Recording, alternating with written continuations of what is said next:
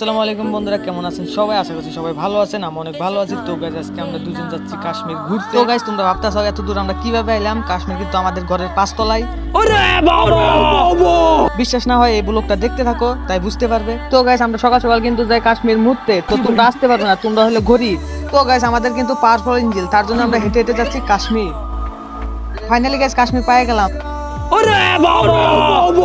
দেখো গরিবেরা, তোমরা তো আসতে পারবে না গরিব। তো তোমরা হয়তো ভাবতে পারো এটা এডিট করে বানানো হয়েছে, আসলে এটা এডিট করে বানানো হয়নি, ডাইরেক্ট কাশ্মীর। তোমরা যারা যারা আসতে পারবে না তারা এইসব ভাববে এটা কাশ্মীর নয়, এটা এডিটিং। গাইস, এই মালটাকে বলেছিলাম কম্বল গাদে আসতে, তো শালা বললো গুঞ্জি গাদে চলবে। এই শালা এখন বলছে আমার টুনটুনি ছোট হয়ে গেছে। তো গাইস, যেরকম বরফ পড়ছে দেখেন, তার জন্য একটা গাড়িও চলছে না। তো গাইস, তোমাদের একটা কাশ্মীর ভিউ পয়েন্ট দেখাবো, তো তোমরা দেখতে থাকো।